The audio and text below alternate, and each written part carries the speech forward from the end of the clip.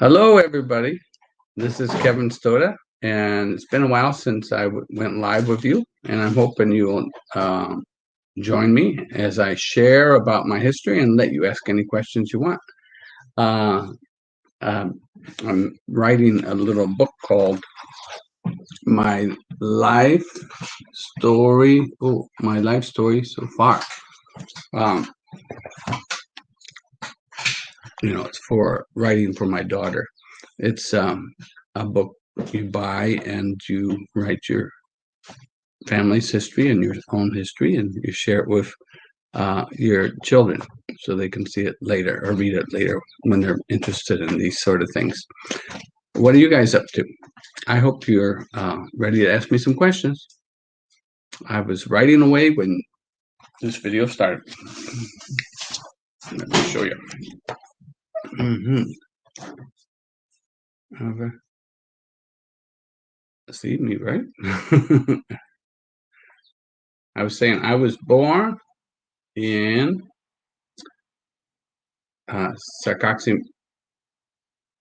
Illinois, as mom was staying at my grandmother Stoda, Granny Stoda. And that was in 1962.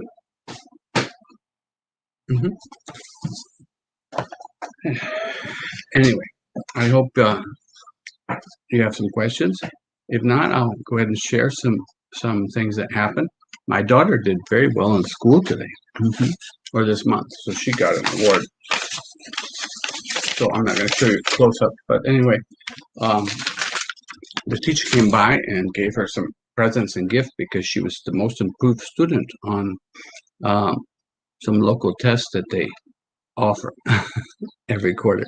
And so she had improved the most from the third quarter to the fourth quarter, which is great because this was in reading. And she didn't used to be such a good reader.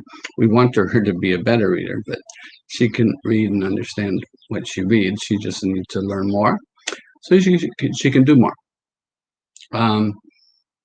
As I noted to you, I'm working on my life story so far, and if you'd like to hear any stories, I'd be glad to share. The one I was sharing was this, and so I'm not finished, but I can tell you. My dad loved to travel. And what's interesting, of course, is he had epilepsy, so he could not drive and wasn't allowed to drive in Illinois, his home state. And he had to move out of his state eventually at the age of 34, 36, and he was able to get his driver's license at that time in Missouri, where we now live with my family. What I was going to say, though, is that didn't stop Dad from traveling when he was young.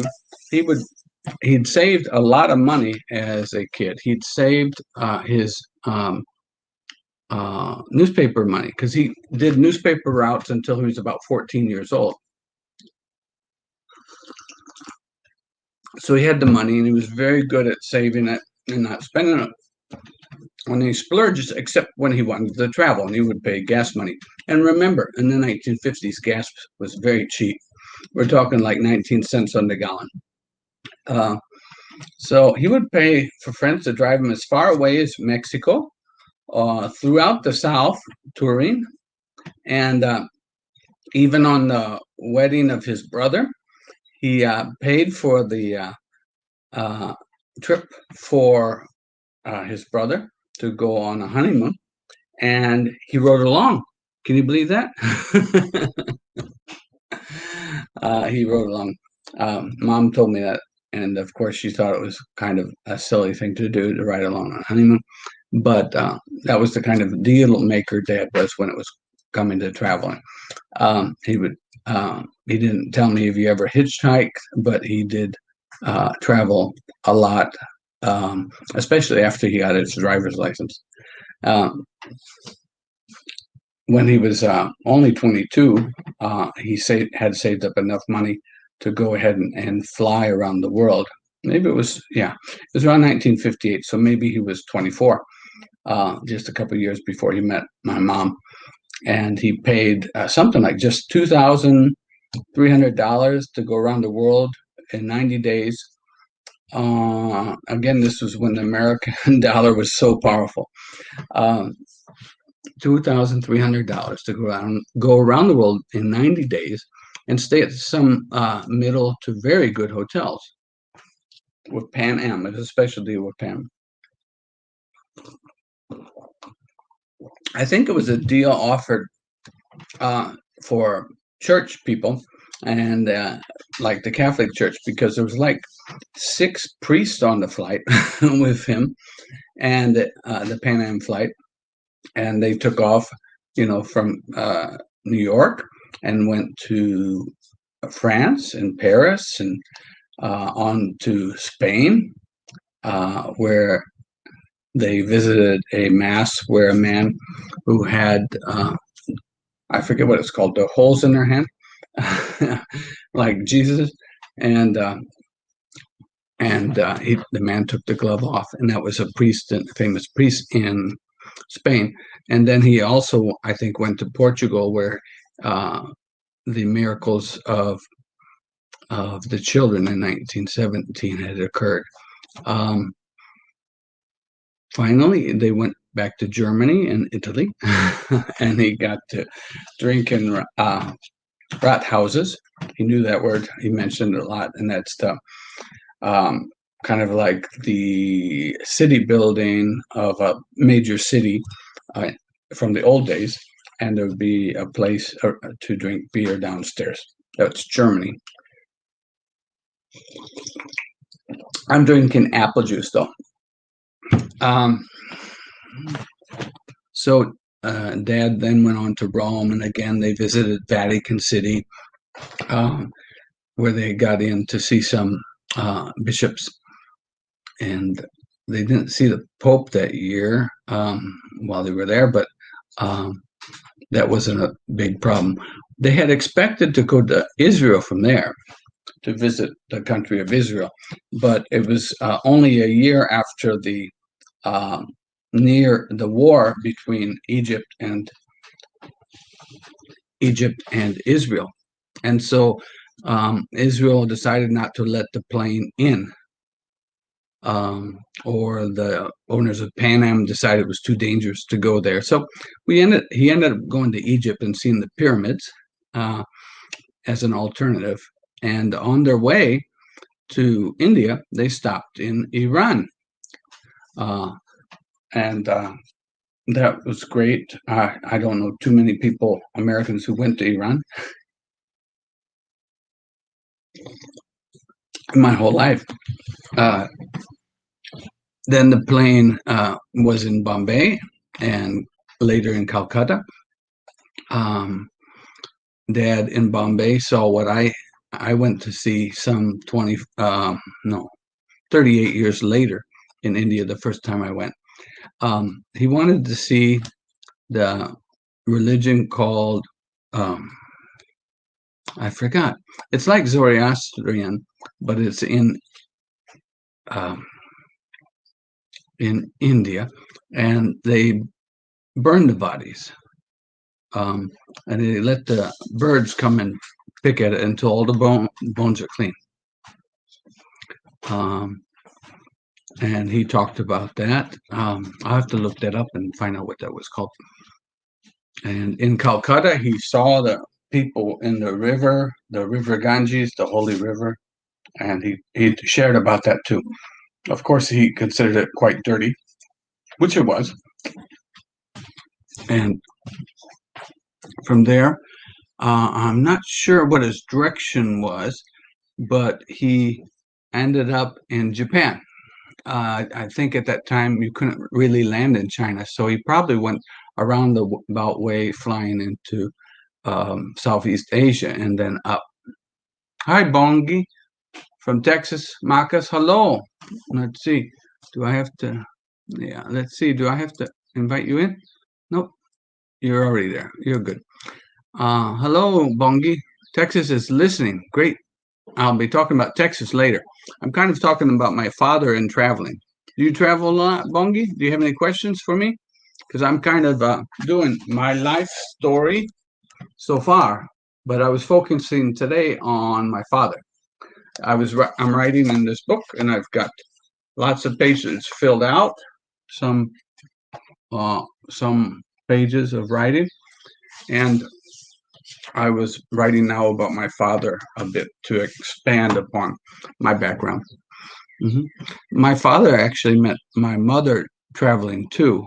He was working on installing this is telephone equipment in uh, southwestern Missouri, near the town of my mother's, which is Circoxie, Missouri, in Jasper County. Mm, all right. I'm glad you like to travel.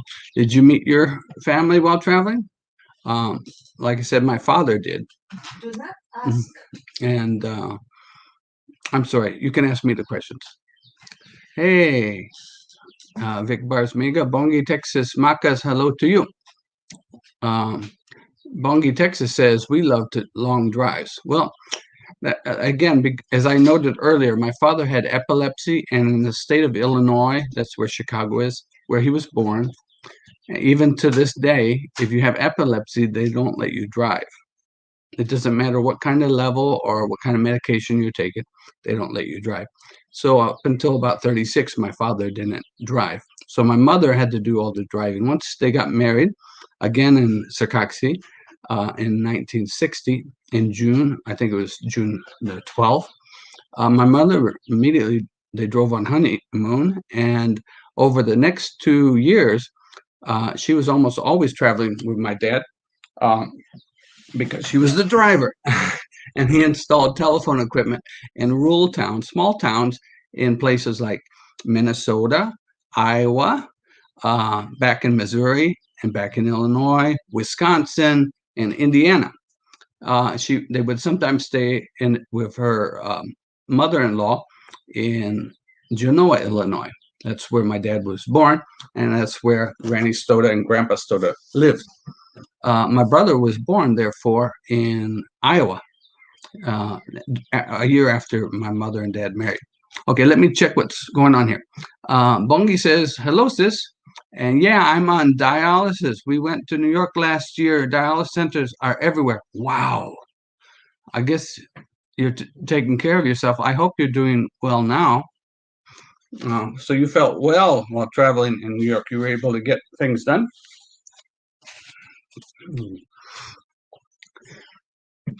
My my brother, as I said, was born in Red Oak, Iowa, not too far from Des Moines, in 1961. I was born in 1962, but at that time, my mother was staying at my granny's house in Genoa, and we were born at the hospital about 7 miles away in Sycamore, Illinois. So I'm from Sycamore, a tree. Uh, do you have any good trees down there, Bongi? Red oak is a tree in Iowa, see? And I was born in Sycamore, so there are two different trees. Uh, my brother was born in one, and I was born in another. Uh, after they had me, though, my dad had saved up enough that the next year we bought a house, and I was age 3 or 4, and we were able to move in to that house. My mother then made money by babysitting and taking care of my brother and I. Later, my sister was born in '67, and my last sister was born in 1969, 2 years later. So we were all born in the 1960s, but my brother and I were baby boomers, and my sisters were Gen Xers. Uh, but that wasn't the only time Dad traveled in those first few years. He had to travel quite often for work, like I said, installing phones, but other people would usually drive him now. And but he still wanted to go along. So Bongi, when I was 3 years old, we went to New York City. maybe it was 2 years old, and I can kind of remember it. In 1964, they had the World's Fair in New York City. It lasted 2 years, 64 and 65. This is the World's Fair where they built that great big world that you see in the movie Men in Black, the big world. So I remember going there, even though I was very young. I remember going in the subway, and I also remember these first time seeing plastic raincoats. We were fascinated by them. They were the clear raincoats, the cheap ones you could buy in an emergency, but it was a highlight of the visit for me. We went by train from our town or Chicago all the way to New York and back, and slept over in one of the Pullman cars. Have you ever gone by train? So you were born in '64, and I went to New York in '64. Also, that was the year in World's Fair where Disney had this pavilion, and this famous song was sung. It was called um, "It's a Small World After All." Anyway, I won't sing the song. We'll get in trouble with YT. As I said, my brother was born in '61. I 62. My sister's 67 and 69. My dad would take us on summer vacation. Dad only had 2 weeks of vacation a year, and usually we made a trip. I can't remember all of them over the years, but one trip we drove all the way from Missouri to Washington, D.C. in 1973. So we got to see the cherry blossoms, which are famous at this time of year in Washington, D.C. We arrived right as the Watergate scandal was becoming big, and we went around the city. I, of course, didn't know much of Watergate until we got home. It took me a little bit of gathering information about what had happened, and which would eventually lead to the end of the Nixon presidency. So we went to Washington, D.C., and I would recommend you guys go there if you have a chance. And if you can travel by train, that'd be good too. Maybe there's some deals online. I know from Texas you can go to a lot of places on trains. From Kansas City, we can take one all the way to Los Angeles, I think. Nice to see you. Vic Barsmiga says, Salamat sa pagpaminaw. I am Kevin Stoda, and thank you for watching and sharing. I am just sharing a little bit about my life story, but I can slow down if you have any questions, because this is open night for people who have questions about Kevin Stoda and how he got here. We live in Kansas City now, but we had a long trip. My father had traveled around the world, but he didn't go abroad again until after the kids were grown up.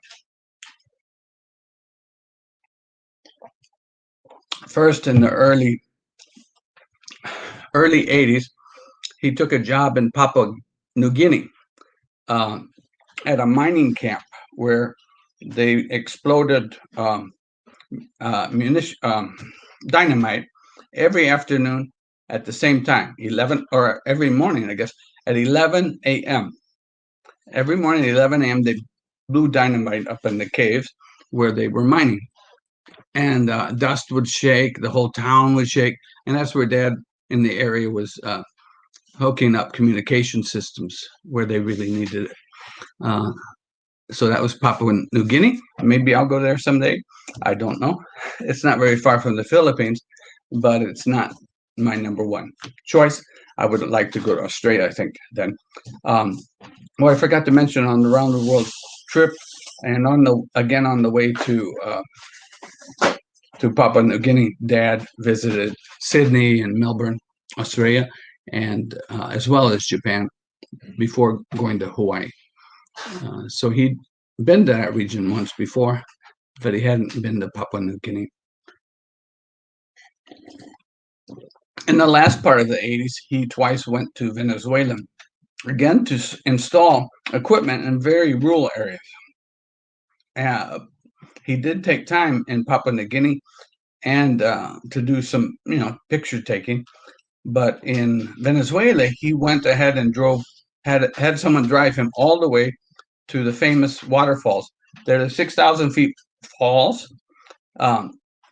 that are called Angels Falls in Venezuela, the world's, I guess, deepest waterfalls in the world. And I hope I can go there someday too, but who knows? There's a lot of problems in that country. I hope you're doing okay, Bongi. I have health issues too, and I try my best to go to work every day, and I imagine you do too. Let's see here. I was going to add, so that was the end of my dad's traveling outside the country, but in the meantime, by the end of the 80s, he'd been to 49 states. I think he'd only not been to Rhode Island. How about and no, 48, I guess, because he hadn't been to Alaska either. So 48 states. And what did you say? How about what? Nothing. Okay. I'm not sure if his plane landed in the Philippines. It might have, but he would have just stayed at the airport and transferred planes. That was my first visit to the Philippines too. I was teaching in Japan in the 1990s, and I flew to Thailand via Philippines on Philippine Airlines. That's what I remember getting to the airport. At that time, people said, "Oh, don't go to the airport. It's too dangerous." I think they were kind of exaggerating, but there are problems there. And people have had problems there. I hope you can travel again. And as I said, my dad did a lot of traveling. He received a truck that he drove for almost 600,000 miles. He received it from a boss who passed away, and he was able then to do all these jobs, installing equipment around the country, up until about 1985, 86, 96, excuse me, 95, 96. As I said, I really like to travel too because of what my father took us on. We went to Colorado. When he worked up in Minnesota, again, we went there to see the 10,000 Lakes area and spent a week in the summer. Maybe it was 2 weeks that year. Maybe he used both his vacation weeks on one trip.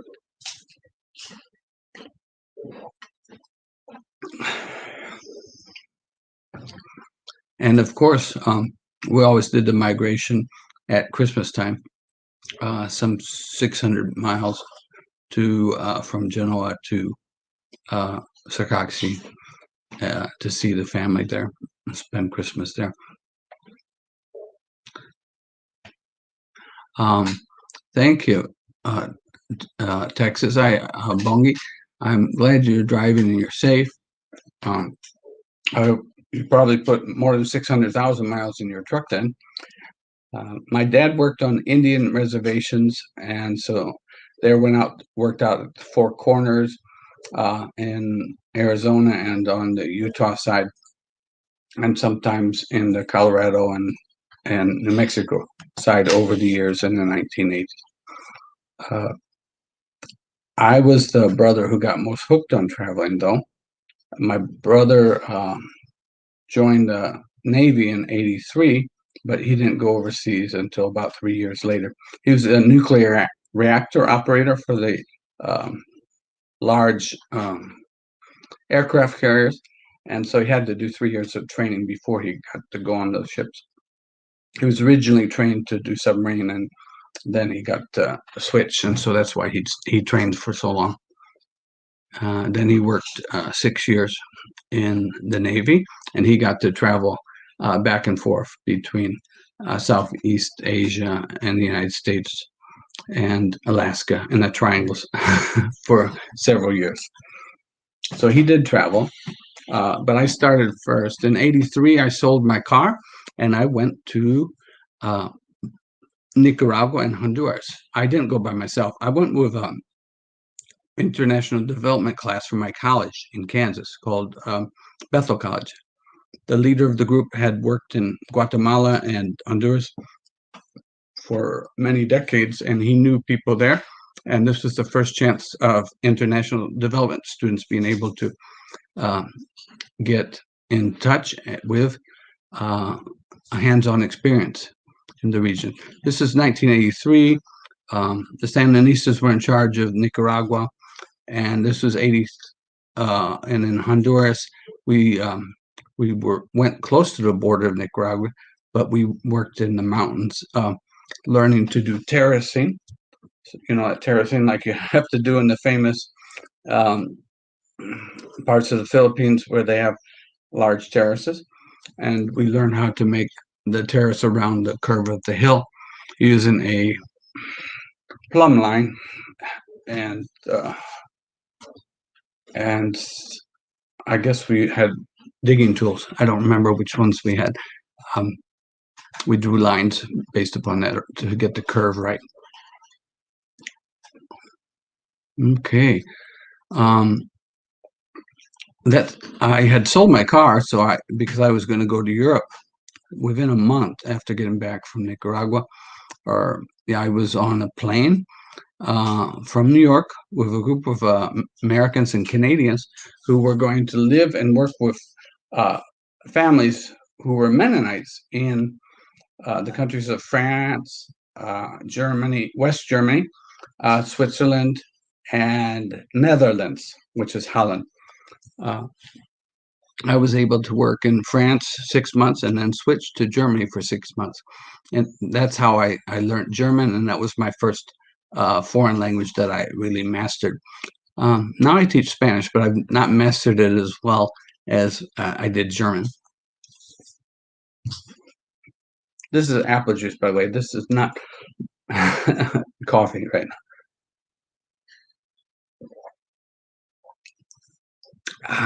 Apple juice is supposed to be good for headaches.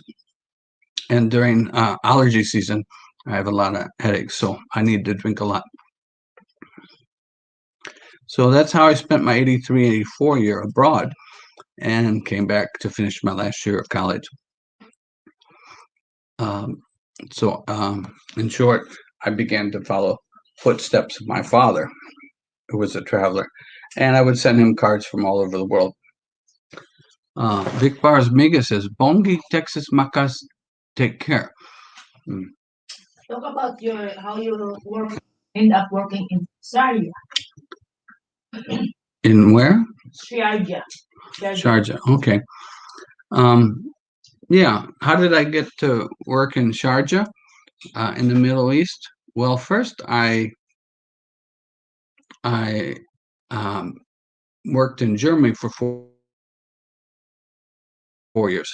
86. I'd gotten enough German, but not quite enough. So I applied for a university in Germany, so I could study German for a year. The reason was I had been certified already in Kansas as a history and social science teacher, but I wasn't finding work in 85 and 86 in that field. And I thought, well, I'll strike out in Europe. Maybe I would get a job in teaching at an international school in Europe. That never happened, but I began to teach English to get by. First, I started on the university. I taught various courses, English specific, for example, English for engineers, English for social scientists, English for economists, etc. And then I also began to teach just general English courses at the Adult Education Center in Elbersfeld, which wasn't very far from where I lived. I could walk there.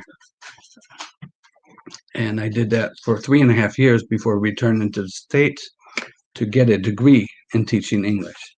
So I started my degree at University of Kansas in 1990, and then went on to teach in Japan and Nicaragua. And finally, in 1999, I went to Sharjah. Oh, I can't hear myself. Do I need to not hear myself? Okay, no problem. uh, so I did go back, ping pong back to the United States every time from Japan uh, and from Nicaragua. And working in Texas is where I began in your state in 1997 through 1999. I also taught in Denton, Texas, but most of the time I taught in Midwestern State University in Wichita Falls, which is not so far from Oklahoma City and Kansas, really. It's right on the border. Bongi says, wow.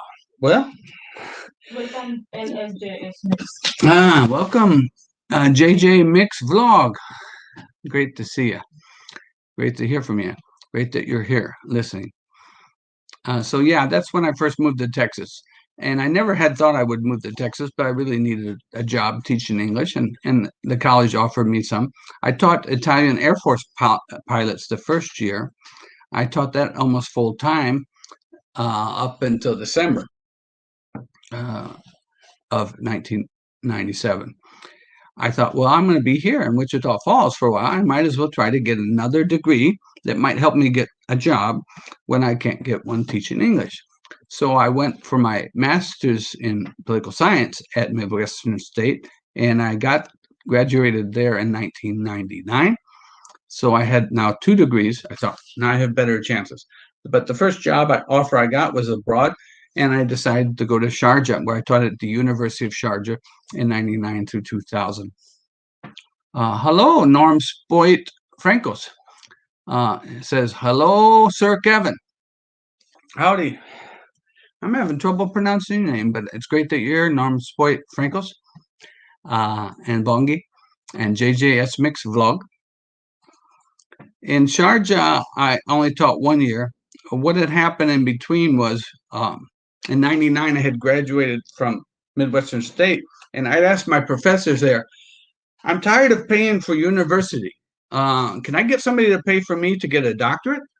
And they had suggested Texas A&M University in College Station, Texas. They said they have a lot of money.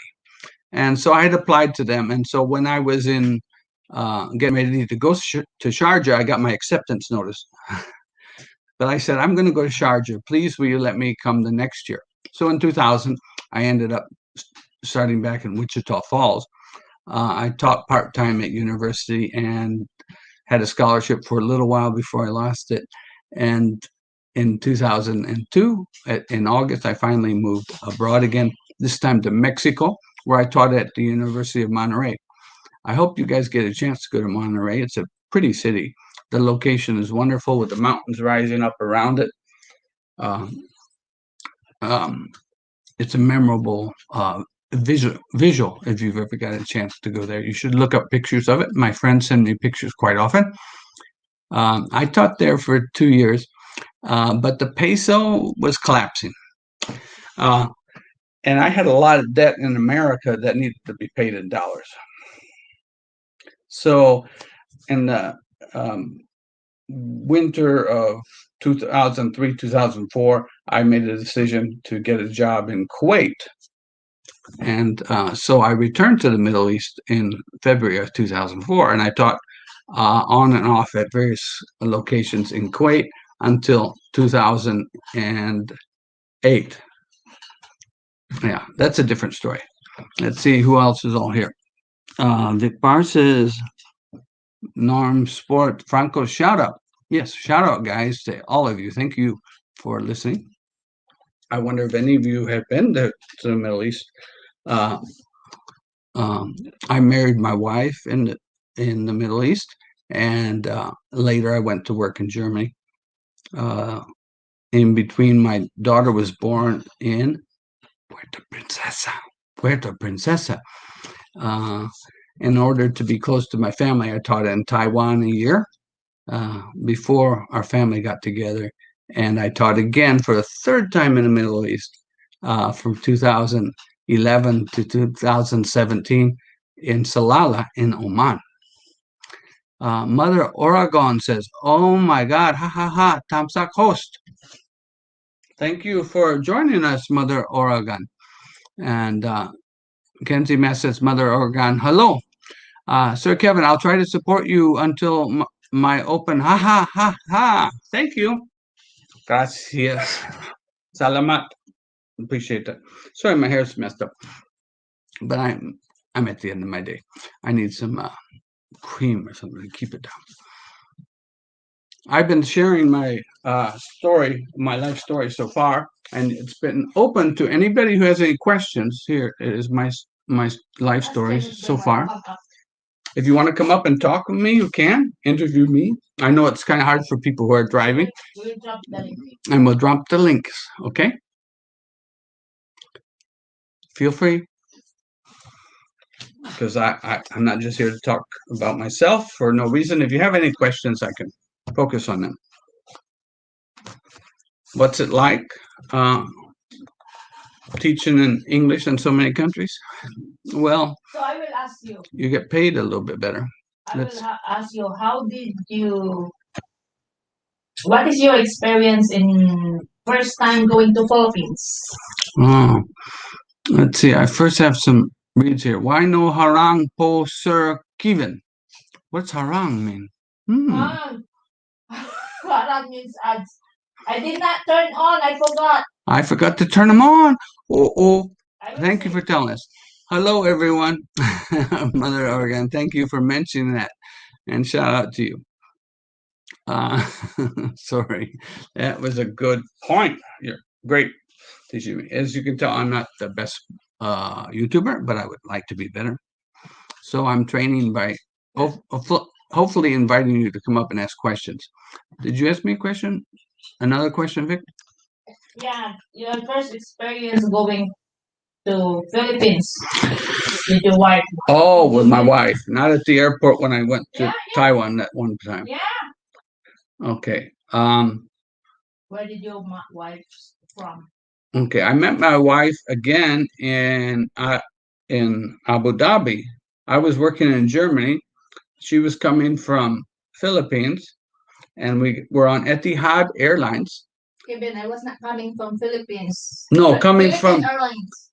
Yeah, she was coming from Kuwait on Etihad, and I was coming from Germany on Etihad, and we met, and we were able to get on the same plane together from Abu Dhabi to Manila. We were kind of worried about the airport at the time. You know, it was before the renovation, and there wasn't much security, and so we stayed at some. We rented a location where people had as a guest house in Manila, but they charged too much. And then we left from there to go all the way to Bolinao on a honeymoon. Bolinao was much prettier, of course, than Manila. So I really like to get out of the city. I'm not big on cities in Philippines. Let's see. I heard Mother Oregon say my question. Oh my God, I don't have any question. My English is problem. No, you can write it down in Tagalog or whatever language you speak. It's fine. Wow, you've been in Abu Dhabi? I am here in Abu Dhabi. Oh, we were just in the airport. I did do a job interview when I was in Sharjah at the Military Institute, MIL, in Abu Dhabi. Abu Dhabi, and that was the only time I visited Abu Dhabi when I was in Sharjah, and otherwise we've only seen the airport. But someone I know worked in Abu Dhabi for several years. I was in Abu Dhabi. And my wife was in Abu Dhabi. That was her first time working in the Middle East back in the 90s. Kevin says, who wants to come up? That's me.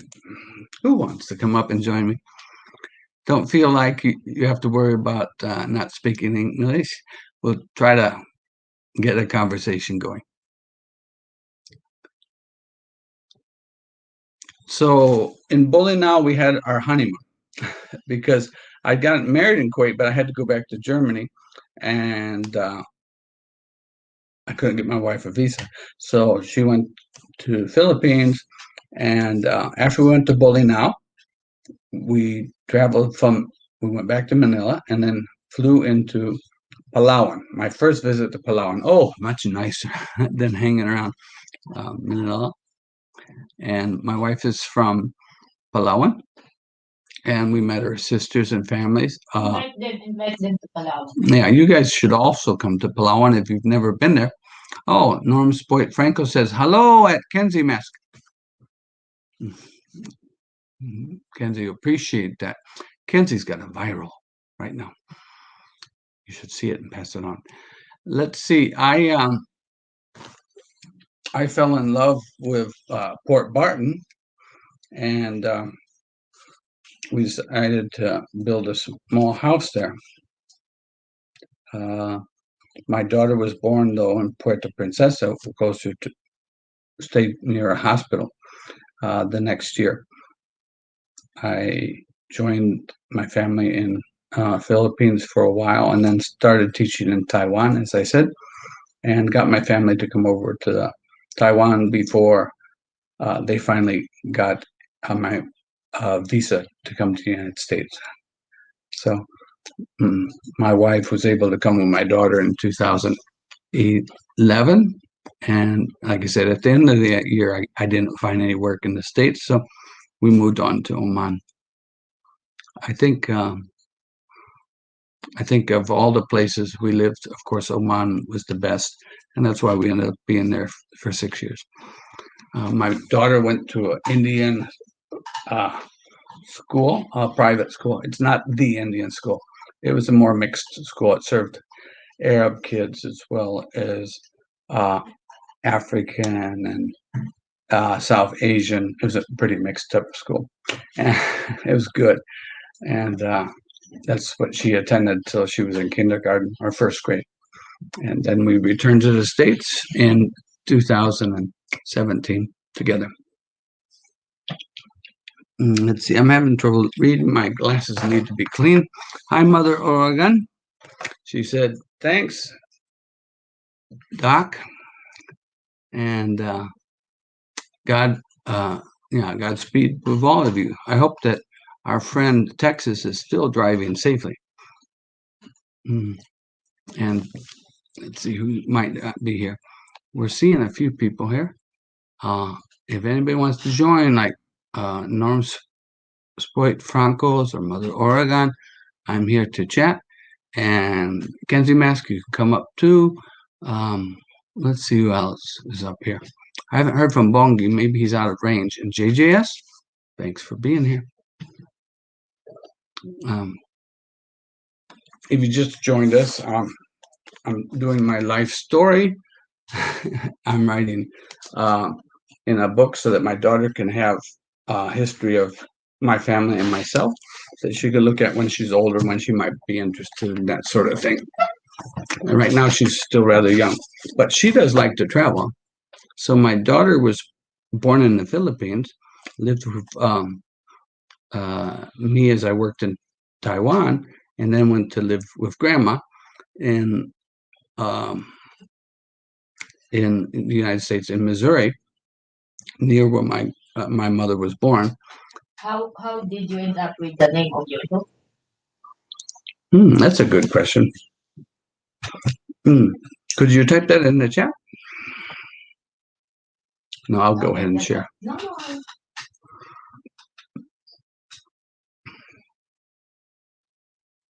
So my daughter, before she was 1, had lived in 3 countries: Philippines, Taiwan, and United States. Sorry about that.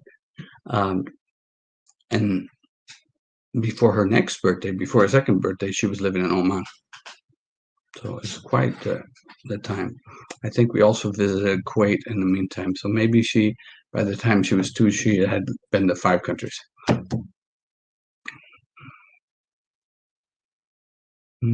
Oh, Kenzie Mask says, I'm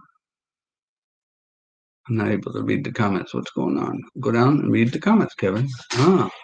That's why I've been missing the comments. Oh. Okay, Kenzie, do you have a question? Oh, how'd you get your name? Oh no, that wasn't Kenzie Mask. That was Yoli Severio who said that. She asked, "How did Kenzie Mask get her name?" Well, that was all in the hands of God, but we had some interest. Vic had suggested Khalia, Khalia, but with a KH in it, Khalia, and that sounded good. And then we needed to come up with a boy's name in case it was a boy. I'm not sure. I think we did have a boy's name chosen, uh, but I thought it was a girl, and so I just thought about that. However, right 1 month before my daughter was born, my wife indicated that there was another name that she liked, and it was the third daughter of Job's name. And her name was more like uh, Kezia, Kezia, or Cassia. And it was with a K, though. So I thought about it, and I said, it sounds really pretty. And so we should go with that. The day my daughter was born, though, I was still in Europe trying to find a job for the next year because I was leaving Germany. And I had flown for my last pair of interviews around Berlin and went to London for a day just to do an interview. And there I received a phone call after the interview. And actually, it wasn't a phone call, excuse me, a text message. And it was news that my wife was in labor. And later that evening, I got the message that it's a girl, you win. What do we call her? And so he had thought about two names for the girls. And I said, let's go for the one in the Bible, Kessia or Cassia. However, I didn't have a Bible in front of me, so I intentionally misspelled it, thinking that they would look it up on my family's end in the Philippines, in Puerto Princesa, where my daughter had just been born. So I intentionally spelled Cassia just off the top of my head and added a couple of N's just to make it clear that this is not the Bible. This is how to spell her name. You should look it up in the Bible. And so Kenzinia became my daughter's name because when it arrived in the text message I sent arrived in the Philippines, my wife looked at it and the nurse looked at it and they said, that sounds like a good name. So Kessia became Kenzinia. And in any case, now she goes by the name Kenzie Mask. What do you think of that story? It's a pretty name, isn't it?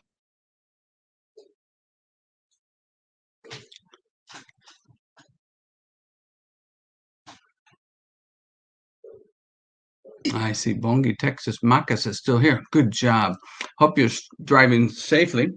I know some people are truck drivers. They're doing a lot of things in that truck while they're driving. It's kind of amazing.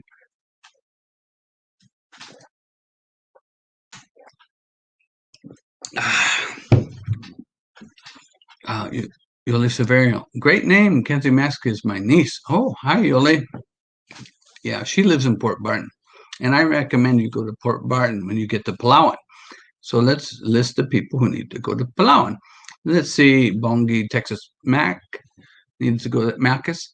And Yoli's already there. Mother Oregon, you should go there. And Norm's boy, Francos, should go there. We appreciate that. And anybody else who I messed up here should go to Palawan and check it out if you haven't been there. I've, of course, been to Palawan many times since we got married in 2009. But we haven't been back for 2 years. We would have gone this year, but for the pandemic. We do hope to go next year. When we go to Philippines, we also go to Negros quite often because that's where my wife was born. and her still has family on both Negros Oriental and Occidental, whom we visit when we're there. We have friends there too from the church in Kuwait that we visit there. In the Philippines, I mean. Bacolod too. I sell delicious merienda in Port Barton. Yeah, if you get to Port Barton, ask for Yole Severio. She's selling good sweets and snacks. They get a beautiful sunset in Port Barton. Well, I want to thank you all for coming. If anybody wants to join me, just let me know right now. Otherwise, we're going to go ahead and hang up. We'll count. Let's see. De la what? What's the 9? I can got the Isa, De la wa, Tatlo, Apat, Lima, Anim, Pito, Walo, Siam, Sampu. So Sampu, Siam, Walo, Pito, Anim, Lima, Apat, Tatlo, De la wa. I forgot number 1. Issa. Okay. You guys give me applause. Well, thank you for watching and the Kevin Stoda channel and spending some time with me this evening. I really appreciate it. And let's do this again or do it more often. Have a safe day. We're going to get some rain tonight. It's springtime here. I know it's hot in the Philippines and it's not quite as rainy in Texas usually as it is here this time of year. But we're going to say bye. Adios, amigos. Salamat. Auf Wiedersehen. Danke. Merci. Bonsoir. كيف حالك? No, good night. Bye.